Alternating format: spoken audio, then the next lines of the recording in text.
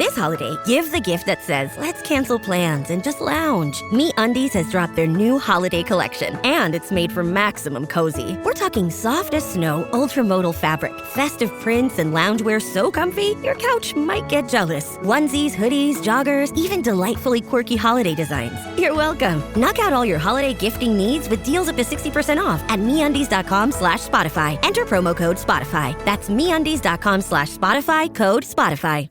¿Hablas español? Sprichst du Deutsch? Kan du norsk? If you used Babbel, you would. Babbel's conversation-based techniques teaches you useful words and phrases to get you speaking quickly about the things you actually talk about in the real world, with lessons handcrafted by over 200 language experts and voiced by real native speakers. Babbel is like having a private tutor in your pocket. Start speaking with Babbel today. Get up to 55% off your Babbel subscription right now at babbel.com/Spotify, spelled BABBEL.com/Spotify. Rules and restrictions may apply.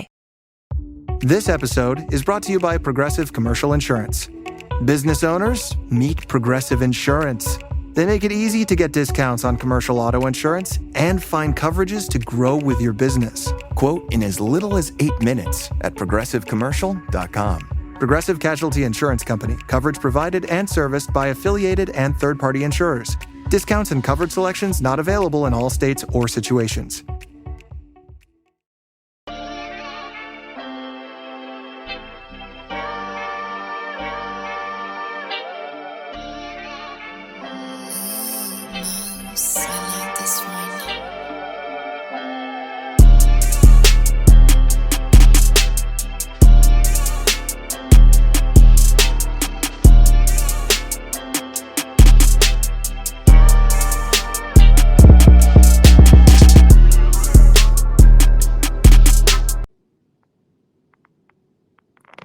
Hello. Welcome in. It's Birds of a Feather Podcast with your boy Q City. This is the live react for our loss against the Chicago Bulls. This has been kind of a bad start to the season. To be honest with you, 35 points in the first half or in the first quarter. I was like, you know what? We are off to a really good start. We got Reach back. Porzingis is back tonight. And actually played pretty well, right? Like, Zingas played pretty well. I have some thoughts on Reach I want to share. JJ looked great, right? Having him back in the lineup meant a lot. Honestly, just our offense, same thing I would say about the Falcons. Offense looks a little broken right now.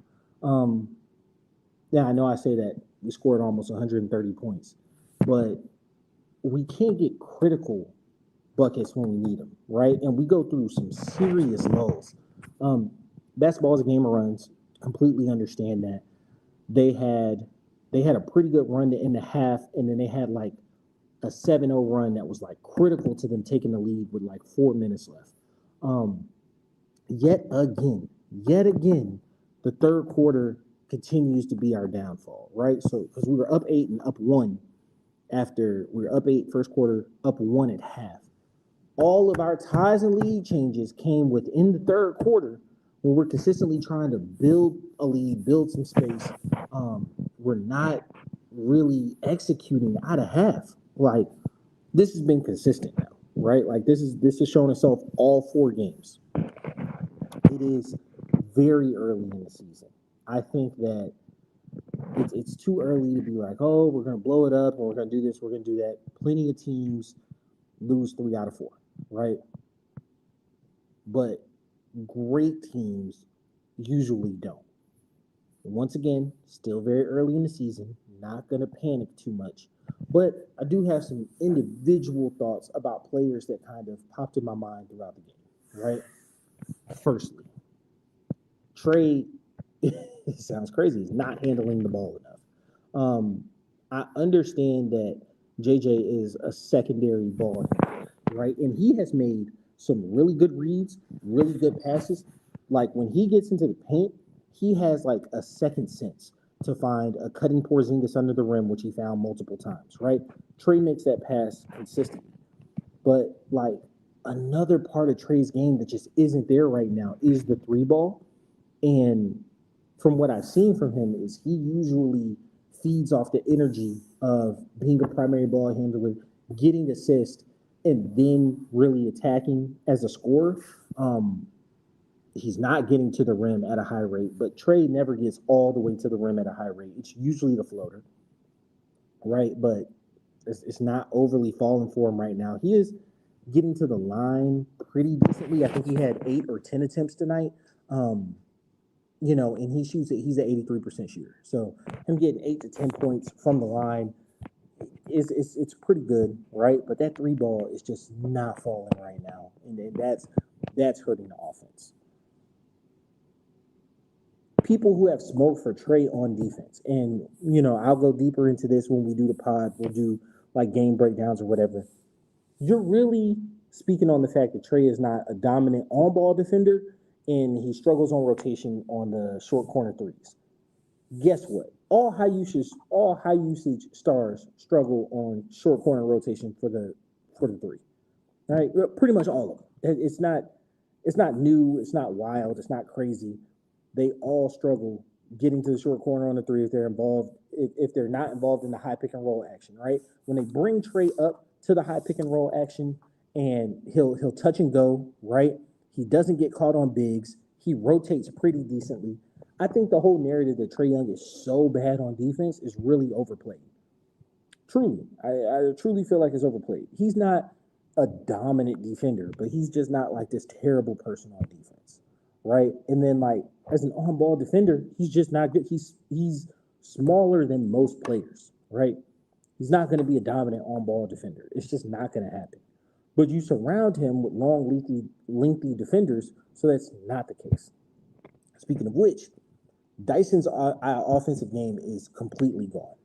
It is completely gone. And I'm trying to figure out where, if he's trying to flow and figure out his new role within this offense, but like,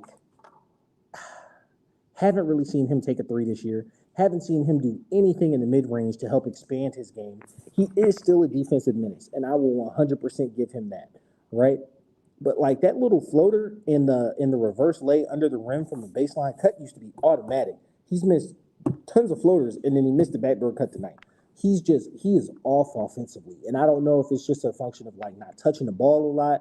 If you look at guys who had some offensive game and then became just like extremely defensive, right? They were known for like timely shots. Andre Iguodala, Ron Artest, Thabo Sefolosha.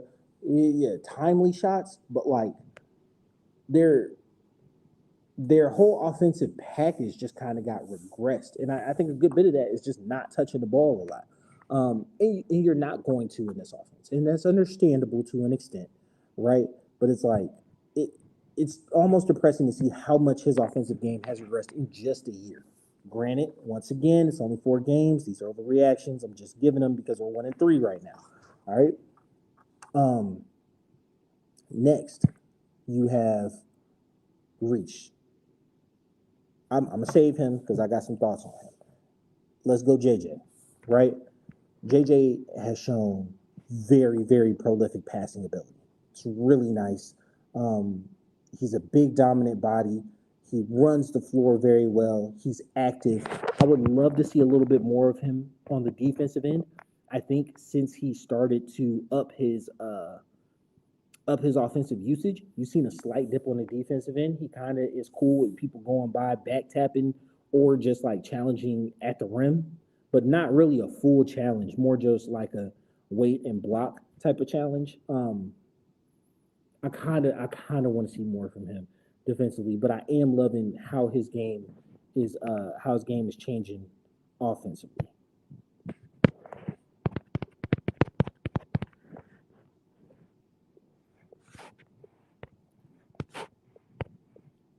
Whoop.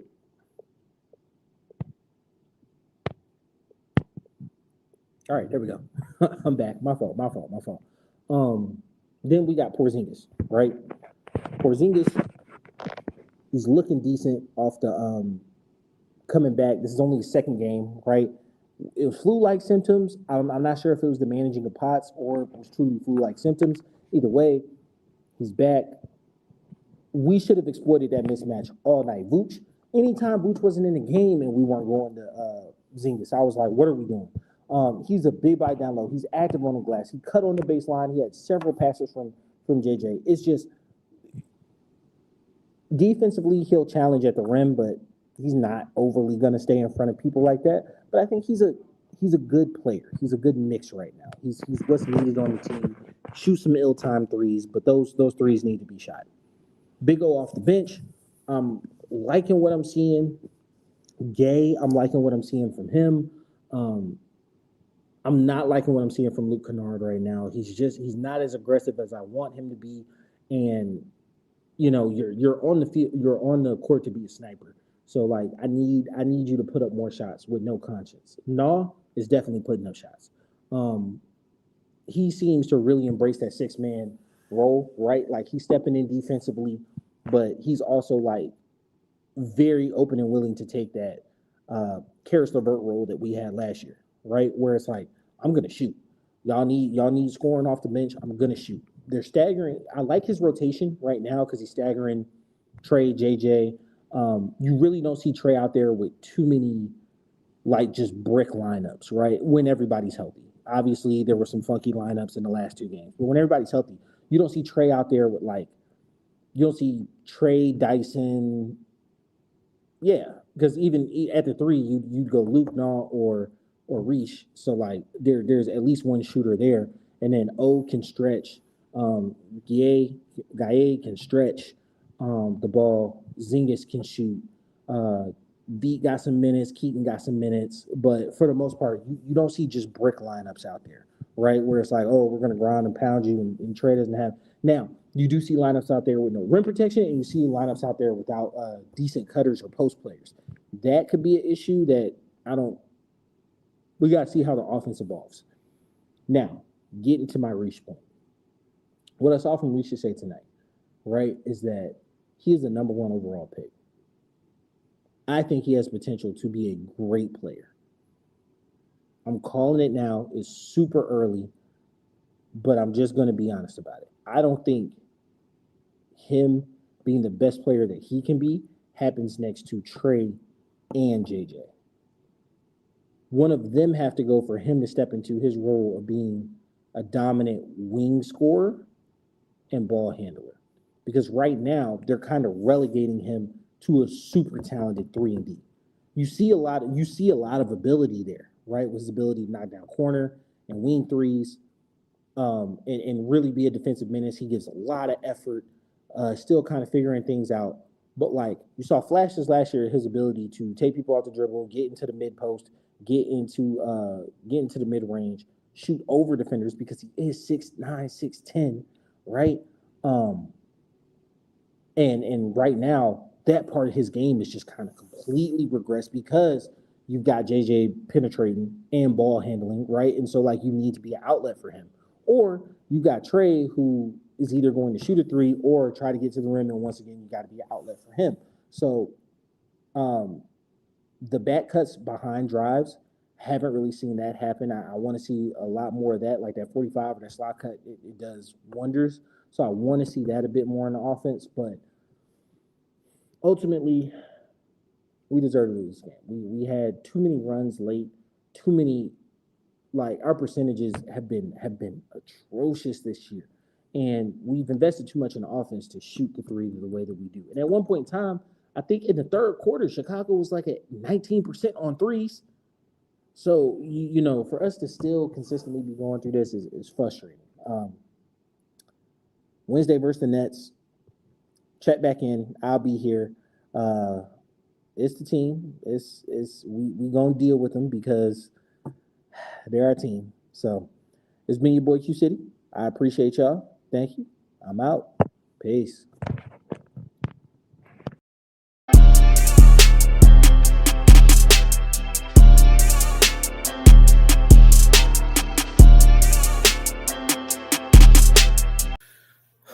Hello. Welcome in. It's Birds of a Feather podcast with your boy Q City. So, celebrating a 117-112 win against the Brooklyn Nets.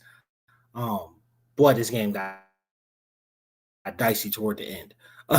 It was not the funnest thing in the world, but I think we were able to get together, pull them together as a team, be able to come out with the win. So if you're looking at it, game started off on a 12-0 run. That wasn't great, right? Called timeout, went to get it right. End up having a 7-point swing, so like a 19-point swing, really, by the end of the first. But I think the most important thing in the first quarter, you lost Trae Young. The broadcast spoke to it pretty heavily, but just Trae is a huge engine for this team, right?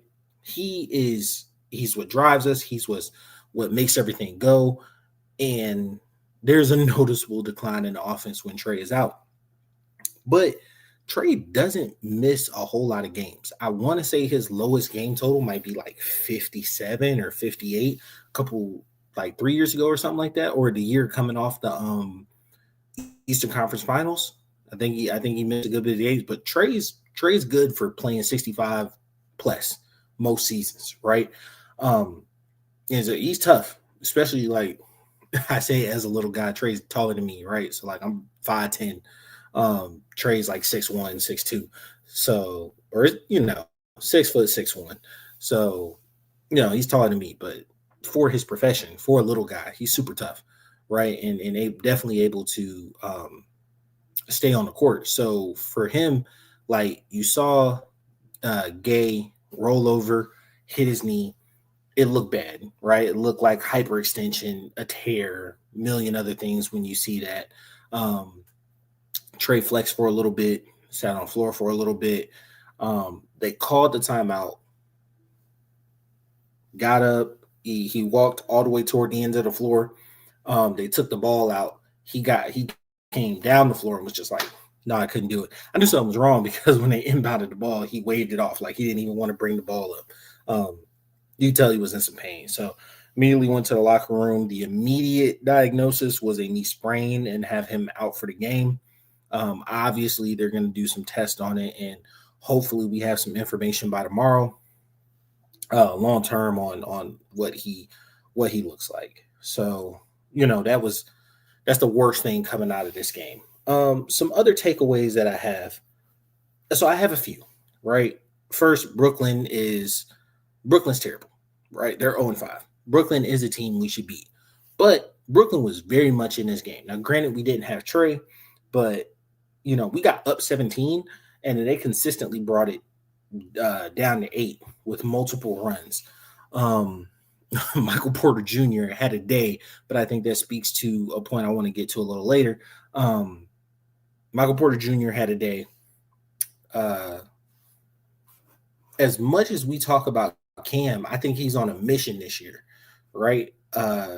Cam Thomas, I think he's on a mission this year to not seem as selfish, right? Scoring the ball. He had 19. He still has those moments where it's like you could tell, like, hey, boy, that ball is going up. I really think he could have easily scored 26 or 27 tonight. He ended with 19. He only had 3 assists, but it wasn't because he wasn't passing the ball. But it's just watching basketball. When you watch basketball, it looks like he's passing the ball to prove a point, not passing the ball to pass the ball and be an offensive player, if that makes sense. It looks like he's passing the ball because y'all say I never passed the ball, so here you go, right? Instead of – so he only had like one more assist than Michael Porter Jr., who notoriously does not pass the ball, right? But Michael Porter Jr., like in his mind and in a lot of spaces when you're watching, he passes the ball within the flow of the offense. Is he going to take up some bullshit? Absolutely. He's going to take up a stupid shot. But, he'll swing when necessary, when he needs to. But he felt like he was the best offensive option, so he's going to take that shot. Tyrese Martin did a little bit. Day'Ron Sharpe, he was on the board. Claxton was on the boards tonight. He had 18 and 12. Pretty much everybody stayed around 30 minutes. The fouls were so inconsistent tonight. Fouling was so inconsistent. It was really frustrating because like we have multiple people get into foul trouble. So when you look at us, Trae, he only played 7 minutes. We have multiple ball handlers. Dyson Daniels, Jalen really took over handling the ball. He only had 5 assists, but he really took over handling the ball. We're really going to have to rely on Keaton Wallace. Kobe Buffkin got waived, right? Kobe Buffkin got traded earlier in the season and then waived from the team we traded him for. He was not the backup option at point guard, right? And I know everybody loves to think hindsight, right? Like, oh, if we had Kobe, if we still had Kobe on the team, we still had, had we gone for Westbrook when the time was available, Ben Simmons is still out there. Look, man, one, we're gonna speak positivity and speak to the fact that Trey, if it's a knee sprain, hopefully he's only out for like 2 weeks, right? That puts us at 1, 2, 3, 4, 5, 6, 7 games, 8 games. If he's let's just say he's out for 17 days. That puts us at 8 games, right? Him coming back on the 16th of November. You're missing 8 games, right? Hell, you go 500 in those games. You're no better than you are now with 6 and 7. If you lose 6 of them, you know what I'm saying? You're 4-9. That's not a terrible hole to climb out of, right? Down, 5 games away from 500. Just you hope Trey's all right. I don't feel like signing anybody extra to the roster does a great deal. Veet's a sizable option at the backup point. I think that you're going to lean into what you leaned into tonight a lot, which is Jalen holding the ball, being a real offensive creator.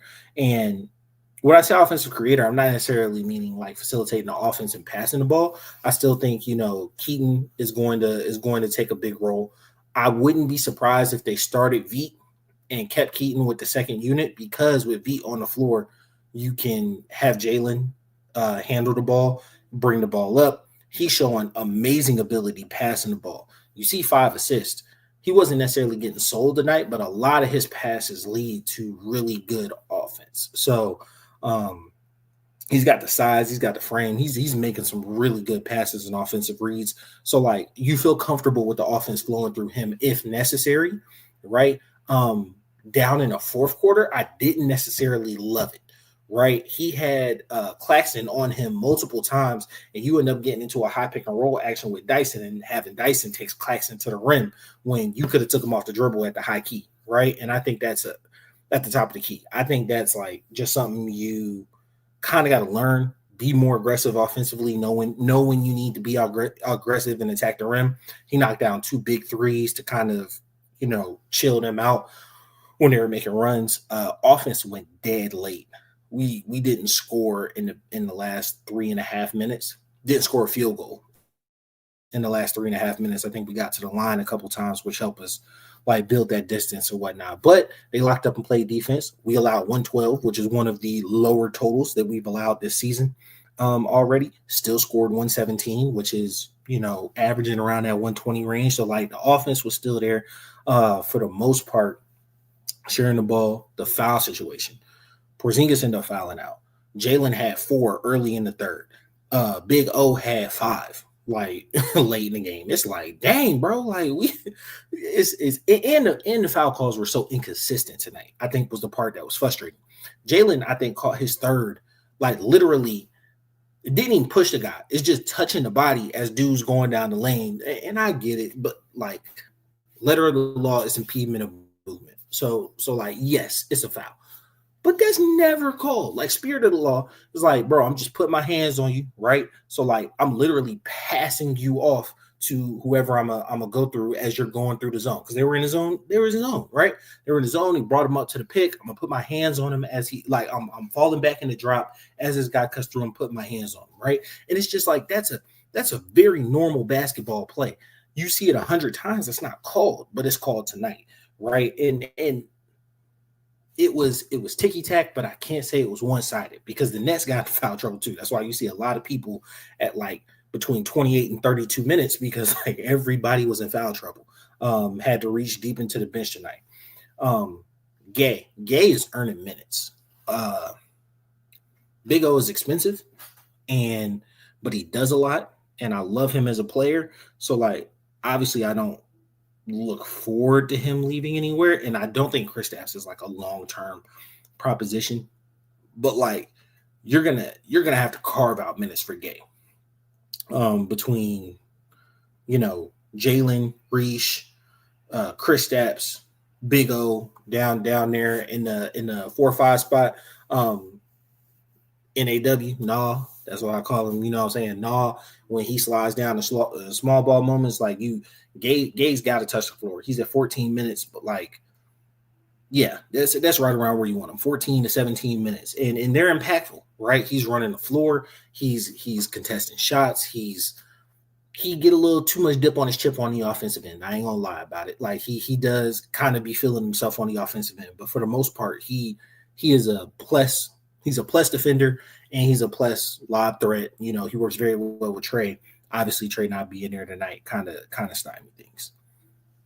All right, let's get to the lion's share of this because I don't like these lives being too long. Because if you've seen, I package them together at the end of the week so you can get basically all the game recaps for the week. Seem to do pretty well numbers wise. So love that you guys liked it. So I try to keep these around 10 to 15 minutes. What I'm gonna get into, Zachary Richausset. Richausset, 28 points or 28 minutes tonight, 8 points, 0 assists, 3 rebounds. This current iteration of this team.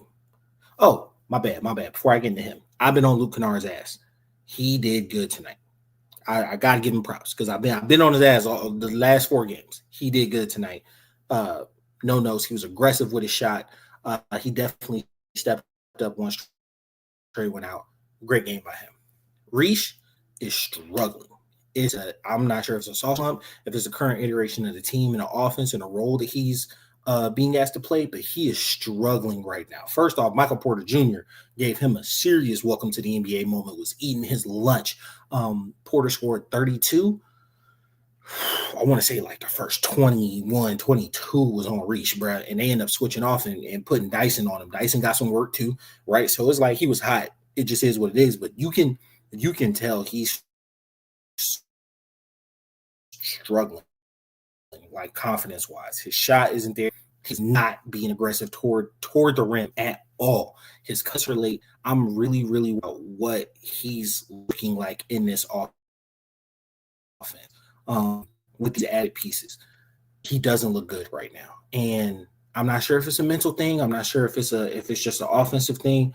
From what I saw last year, he gets himself going offensively by honing in on the defensive end, and I feel like tonight he was playing decent defense. Porter was just hot. I think he started off like 6 for 7. He was 7 for 9.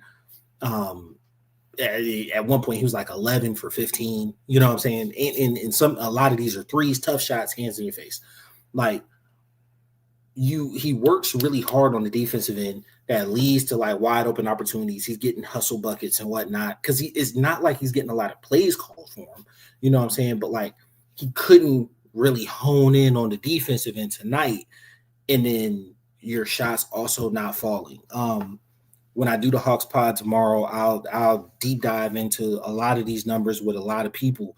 But like I really think he's struggling right now, and sad.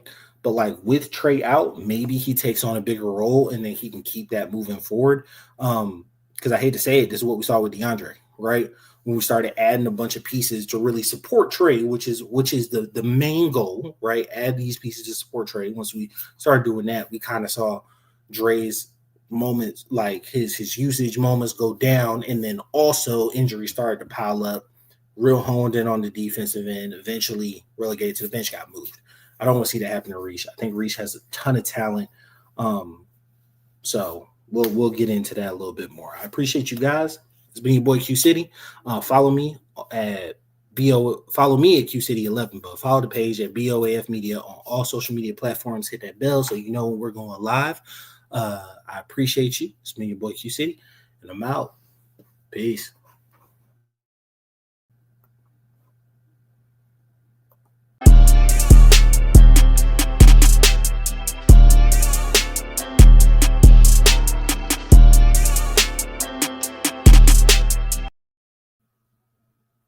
Hello. Welcome in. This is Birds of the Feather Podcast with your boy Q City, coming to you live after a Hawks win.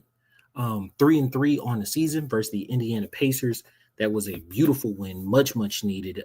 Get us back in the good graces of the 500 land. A couple points to hit on. So first things first, just getting into the game. 20-point win. Yes, the Pacers are absolutely terrible this season, right? They're 0-5 on the season. So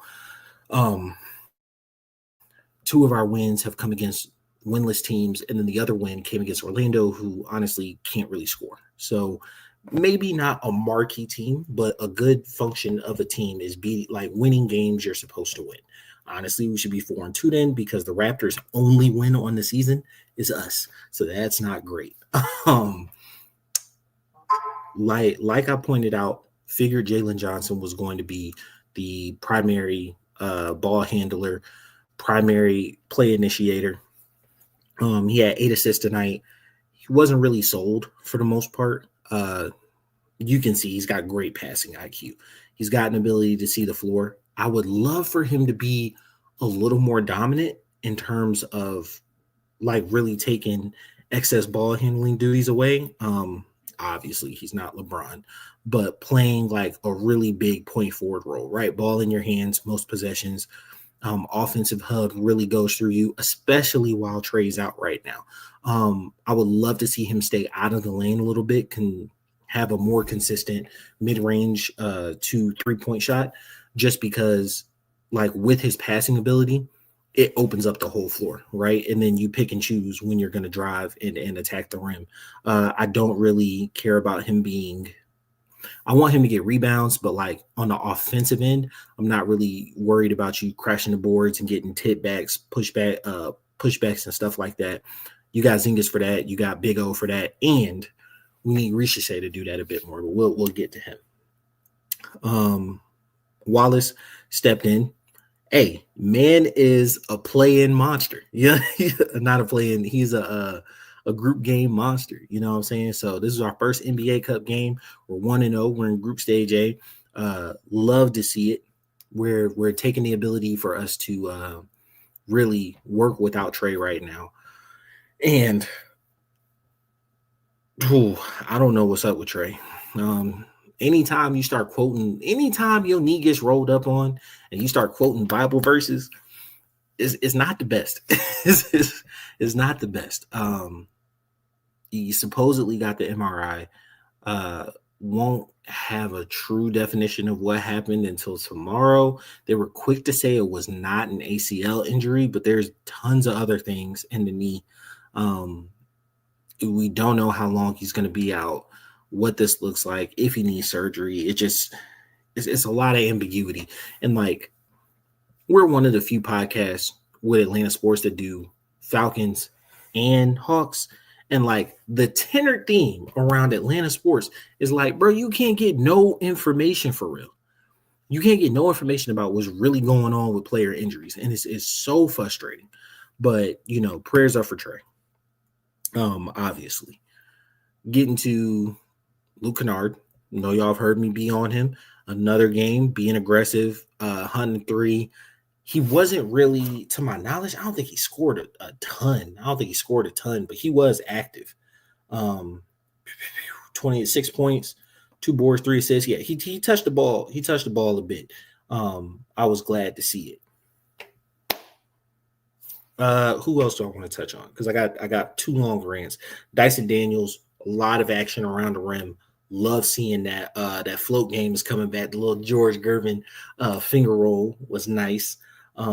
Big O had 25 minutes, but he was in and out of the lineup, and we were able to get a lot of the 12 through 15 guys in late, right? Veet didn't play.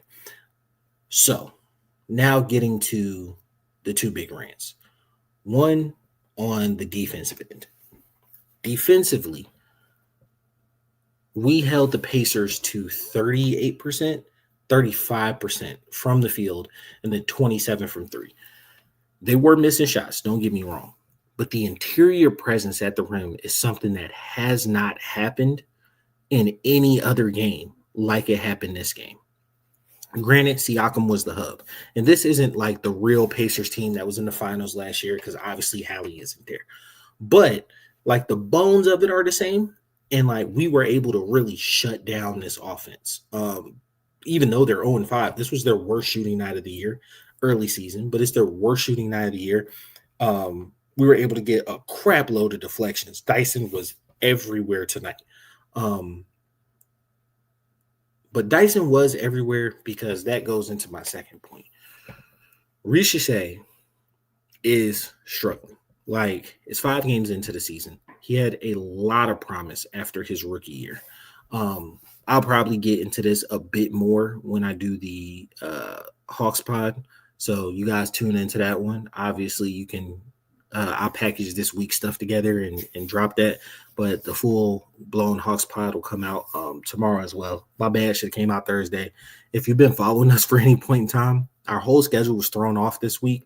Ty's got some stuff going on, so we will be releasing basically all week stuff tomorrow, and then we'll be back on schedule next week. So stick with us. We working through some things, but ultimately,